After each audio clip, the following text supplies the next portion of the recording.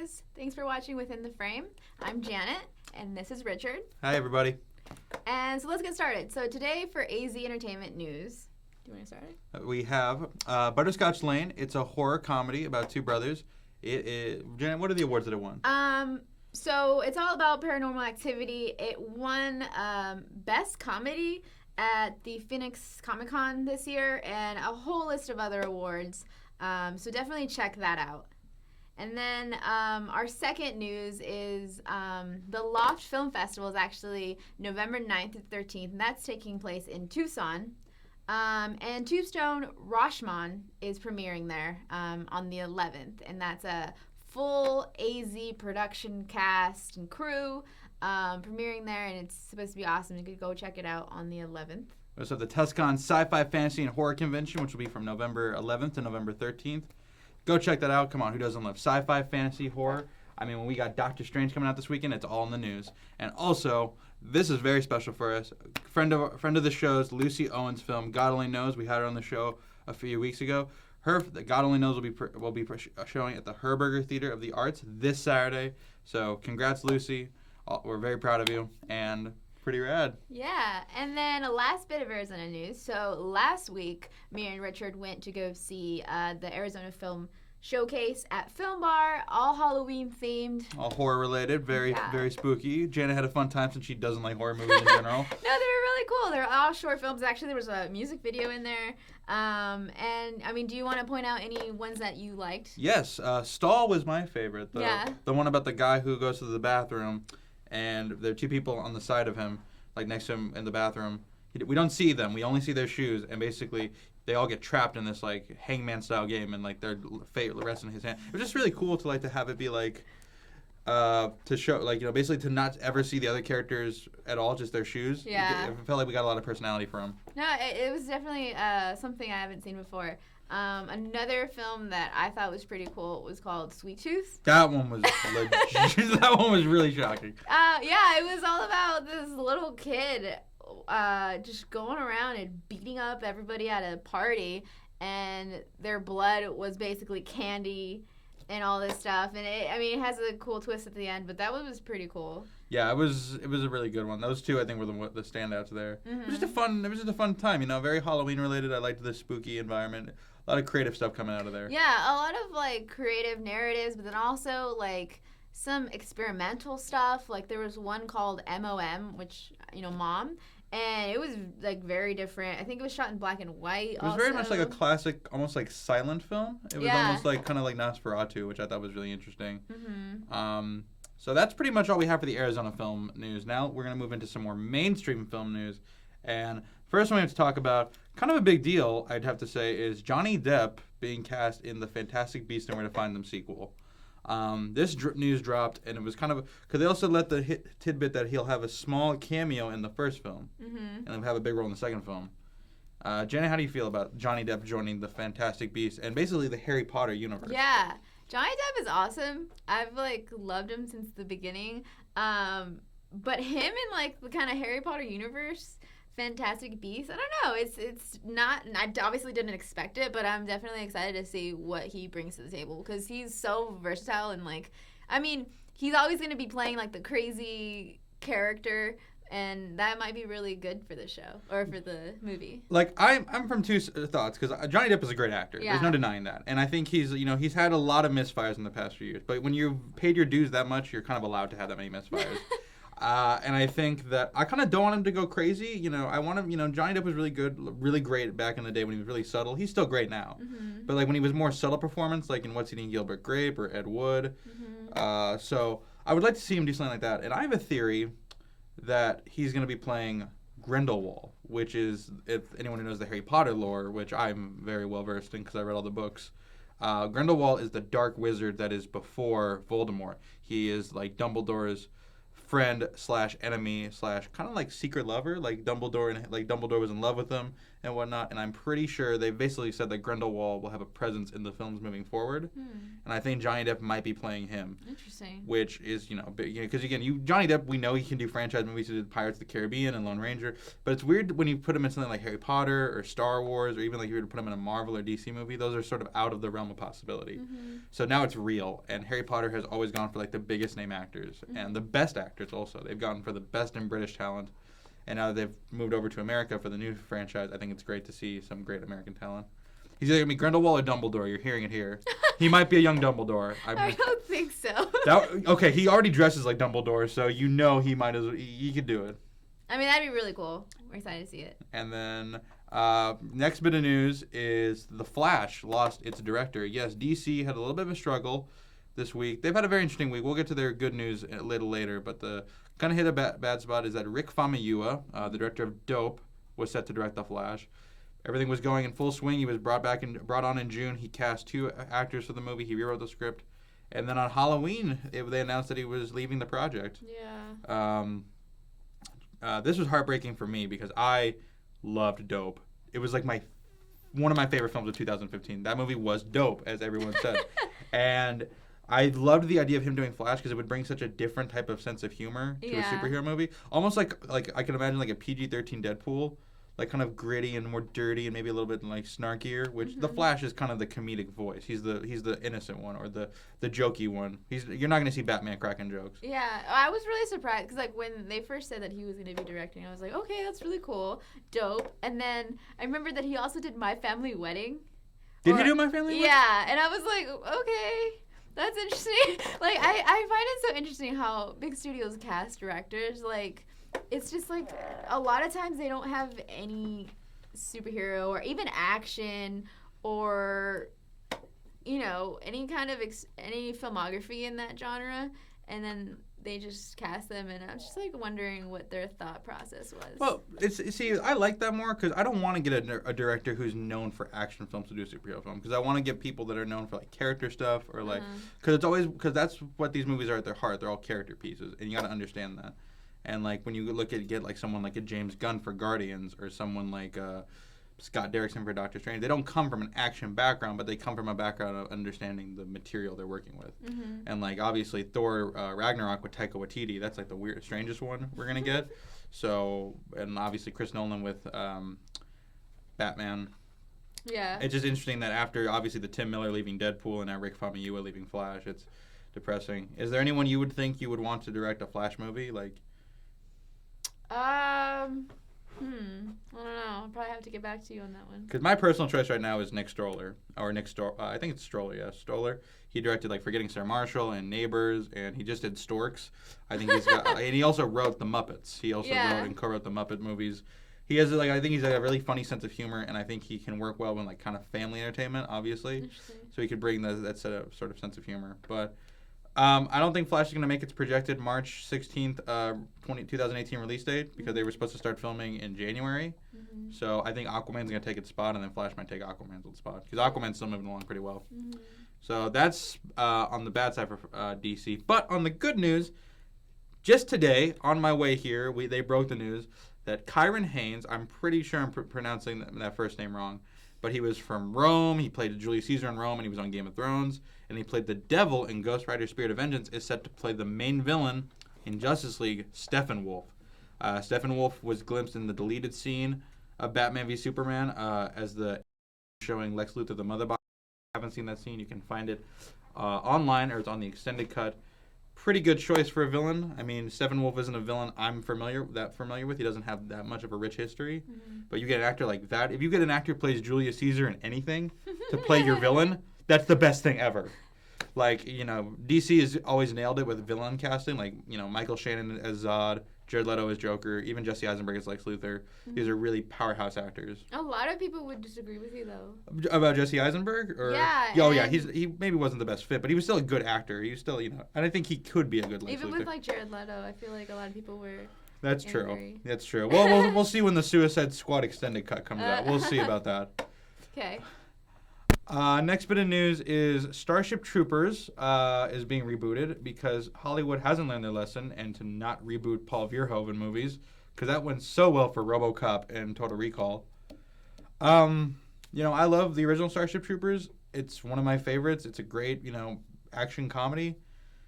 I don't think, I don't have anything against reboots in general. I was a staunch supporter of the reboot for Ghostbusters and a lot of other reboots.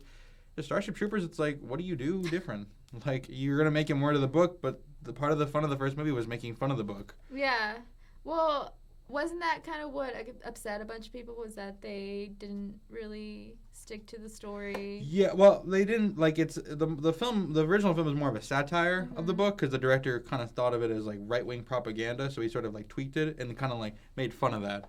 Where it's, I think they want to do a more straightforward approach, which is, it could be interesting. It's gonna be hard to top that first one because that first one is so good. They also they've already made 3 bad sequels. So I mean 3 direct-to-DVD sequels.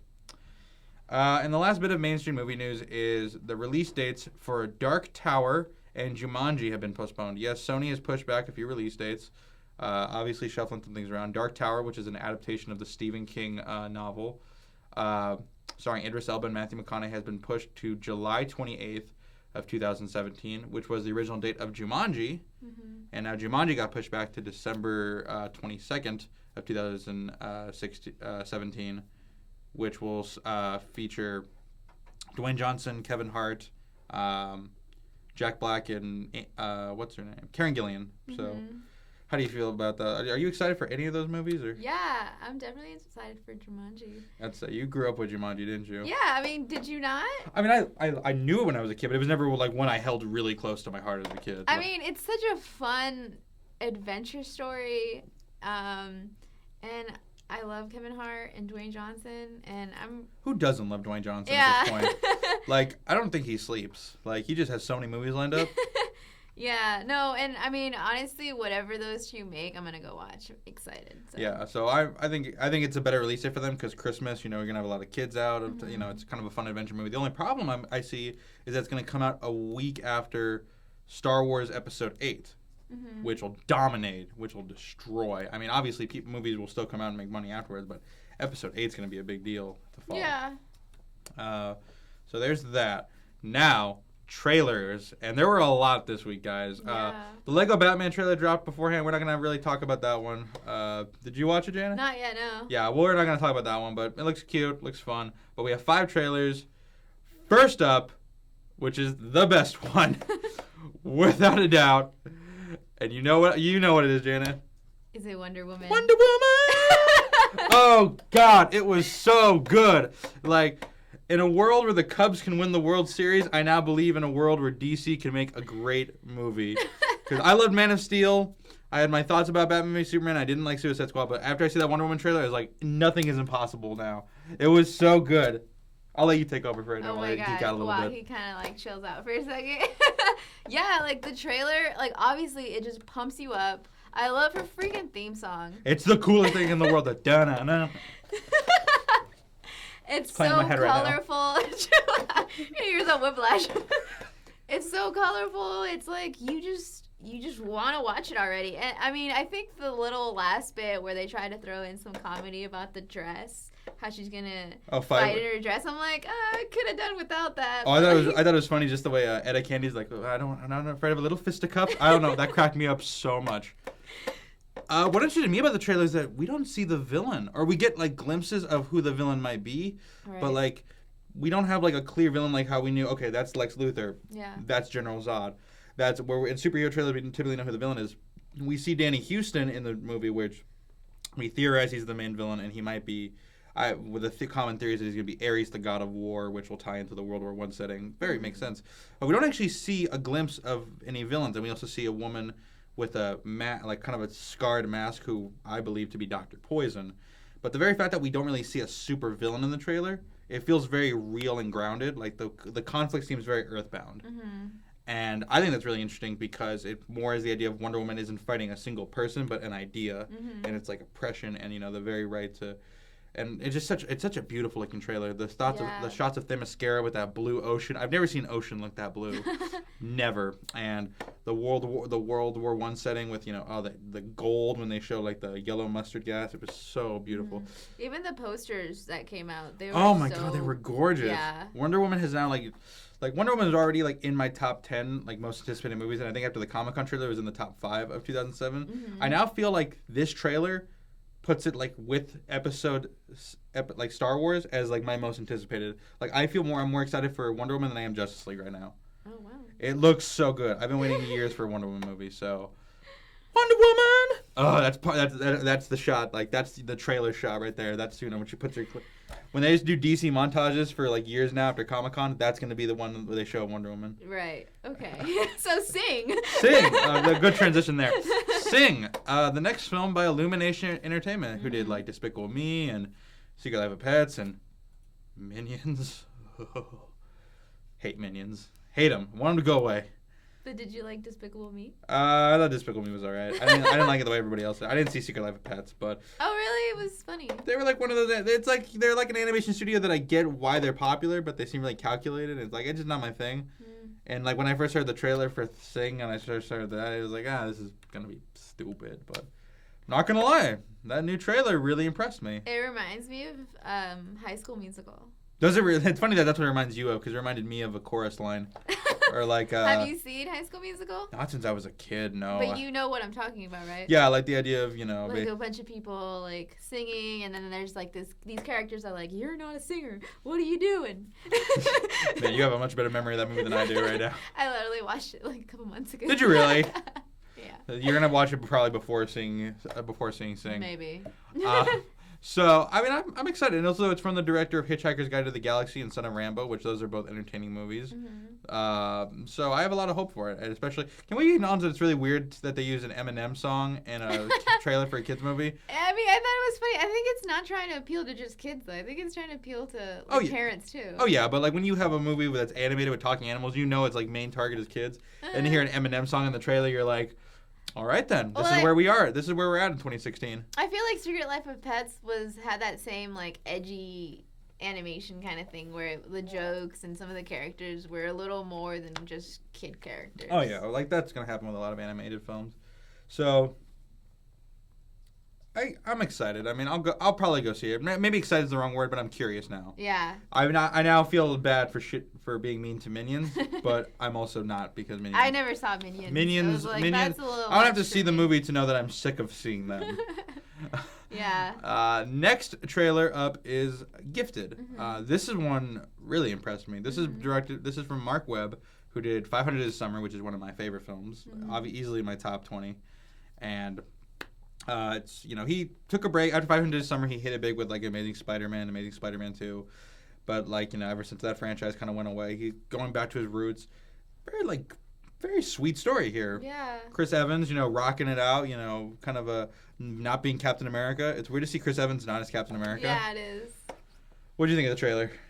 I thought it definitely made me want to go see it. Octavia Spencer, Chris Evans. And I don't know, it seemed like a sweet movie that's going to make me cry, probably. Oh, it's definitely going to be. Kind of reminds me of, I Am Sam. Do you remember that movie with Sean Penn? No. You ever see that? All right, well, kind of the same sort of vibe. It might be schmaltzy. It might be kind of, manipulative, but, I like that sort of stuff. I like schmaltzy movies, so I'm definitely curious. It comes out on April 12th, 2017, so, guys, go check out the trailer if you haven't. Go check out the movie. Next trailer is probably next to Wonder Woman. I woke up yesterday and it was like waking up on Christmas morning. Halloween just ended, but it was like Christmas morning. You unwrapped the Wonder Woman trailer, and that was great. It's like, what better thing for the day? 30 minutes later, they're like, hey, Richard, guess what we got for you? A trailer for Trainspotting 2. And I just threw everything in the air, and I was like, yeah!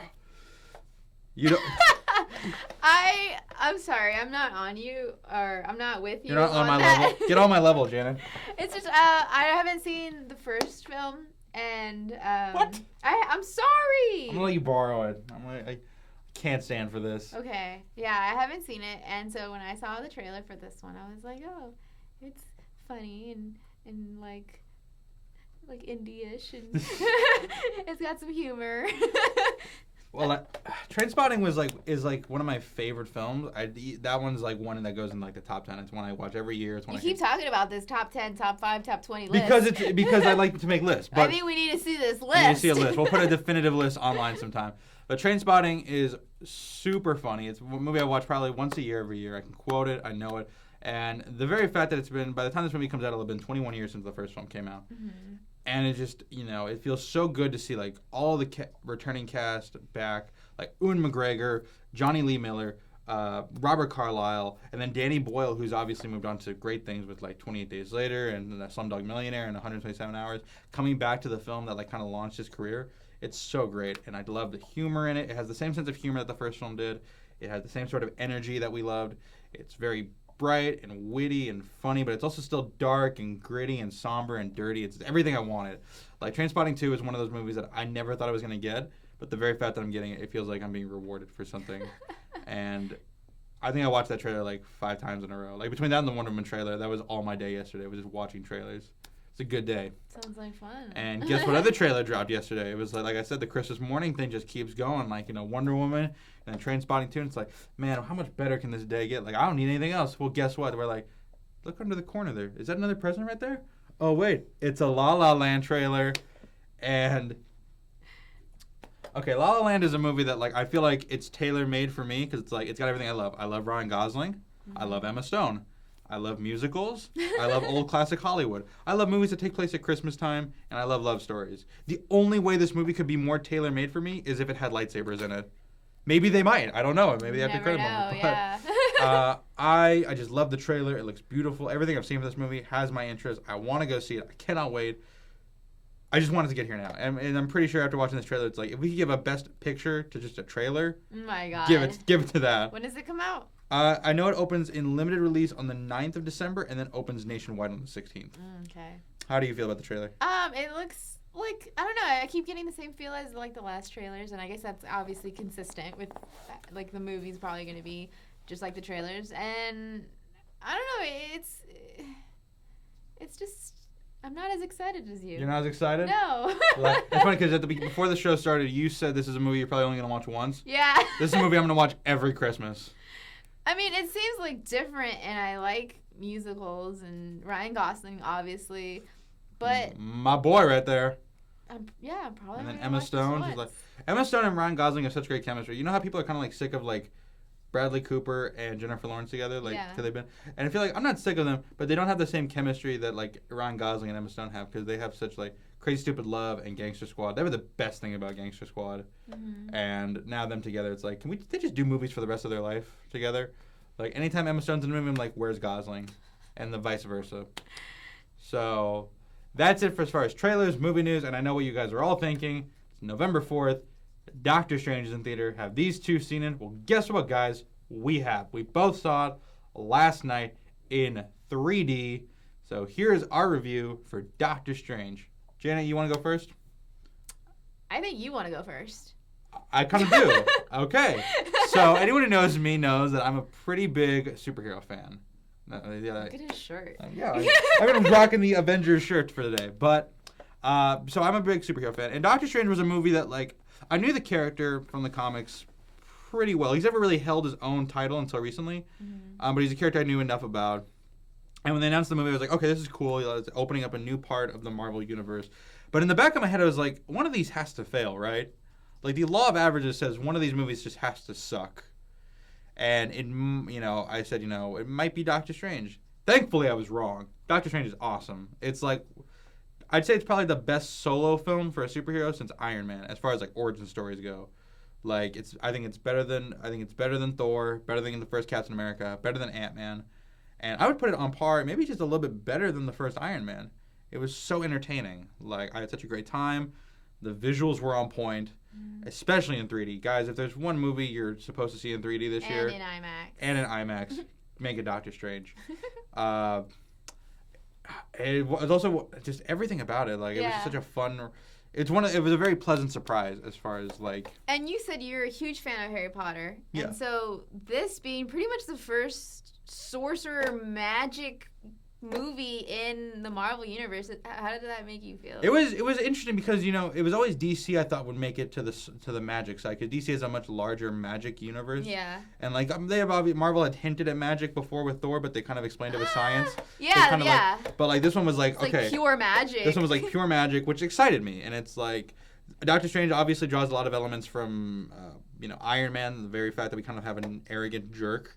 I was thinking Iron Man and Thor, because it's the same exact. Yeah, Thor, and but it also has elements of the Matrix and like Inception and Batman Begins and Star Wars even I got. But it's funny that in Aladdin also with the cape. The cape is very much like Thor. So it has a lot of the elements from other movies, but it somehow works to make.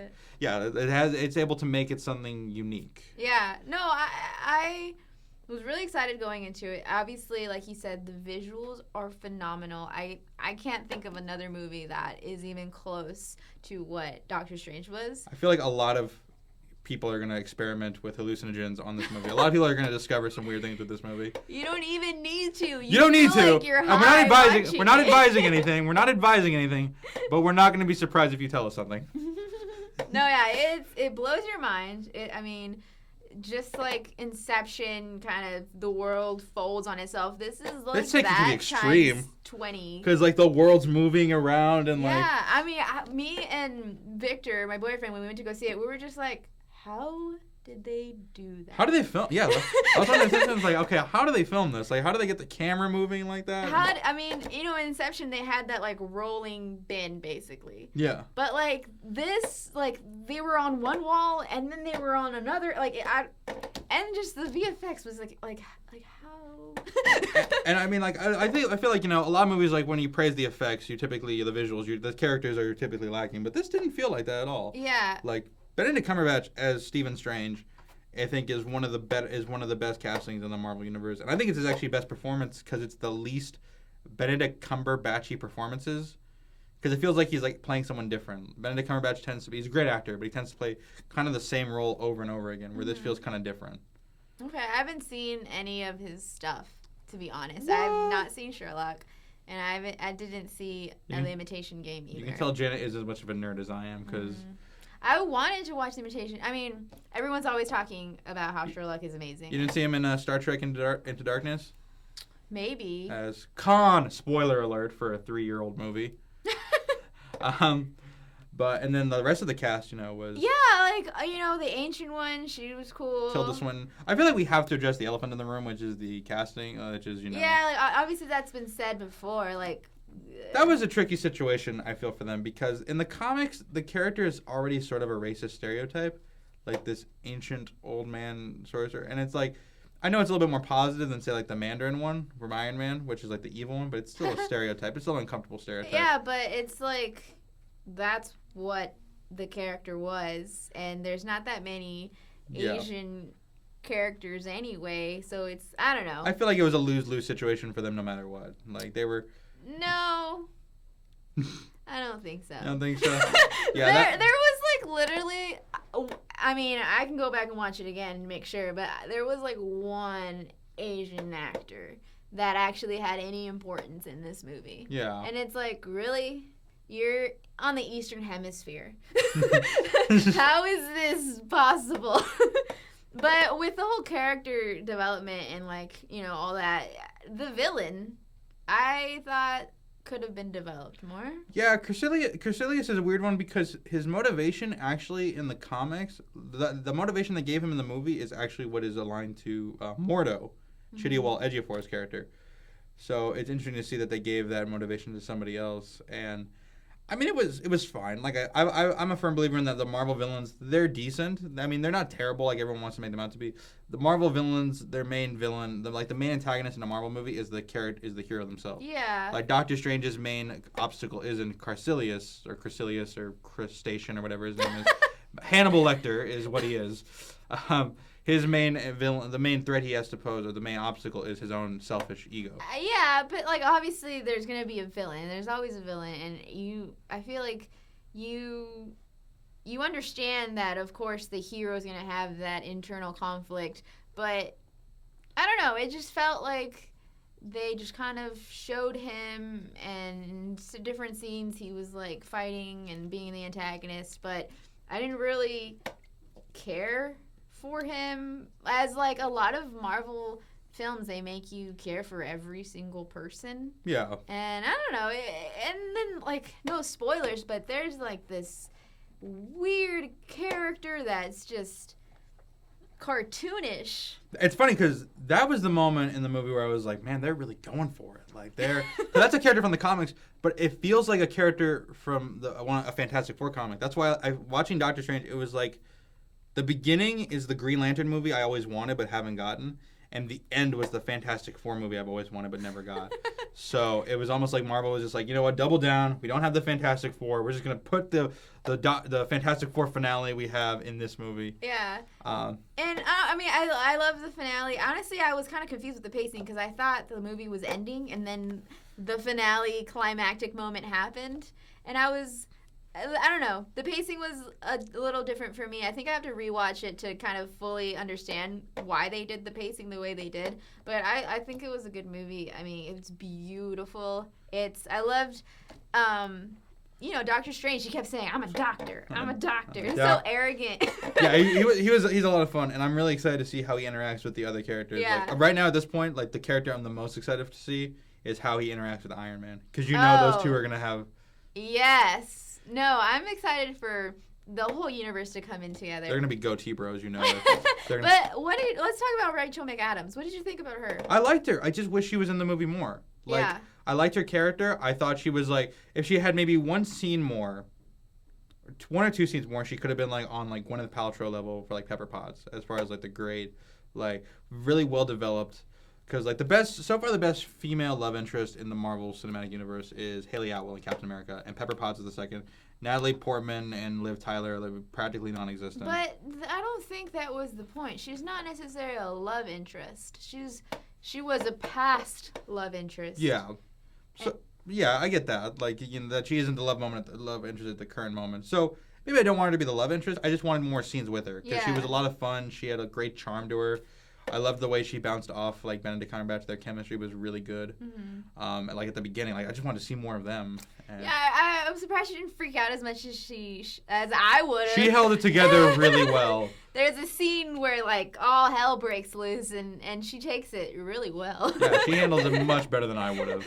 So Doctor Strange, Janet, let's say among the other Marvel films, where would you rank this one? Oh God, on like what criteria? Like, okay, would you say it's like better than? Like overall? Like, where would you put it among, like, okay, the first Iron Man, the first Thor, the first Captain America, Ant-Man, and Guardians of the Galaxy? But yeah, that's what I mean. Like overall, or yeah. like, because obviously visually this kicks everyone out. Yeah, visually there's no contest. But as like a story. As an overall whole, like. I think I'll always be an Iron Man fan. Always gonna be an Iron Man fan? Yeah, I feel like Iron Man will always be my number one, and then Captain America: Civil War is gonna be up there, and then Doctor Strange might be third. Doctor Strange is probably gonna be third. I feel like I'm gonna put Doctor Strange at like, I still think Avengers and Age of Ultron and Civil War are like the best. Those are the top three. Mm-hmm. And then Guardians, then Iron Man 3, and then probably I put Doctor Strange as like 7. As far as like solo films, it's like the better solo film. I'm waiting to see where they go with the sequel. Guys, stay for the credits. There's 2 after credit scenes, one that sets up another Marvel film and one that sets up what Doctor Strange himself will have to face in the future. So yeah, I would rank it. I would say definitely go see it. Definitely go see it in 3D. Mm-hmm. And I think that's pretty much all we have to say about Doctor Strange. Yeah. So guys, thank you for watching, and thank you for listening to our review and listening to us argue. That's what you come here to see. We have one more announcement before we go. Obviously, Tuesday is going to be Election Day. November 8th. To go out and vote. Yes, go out and vote, guys. There's nothing more important than this. There's nothing more important. So, take some time off. Go out and vote.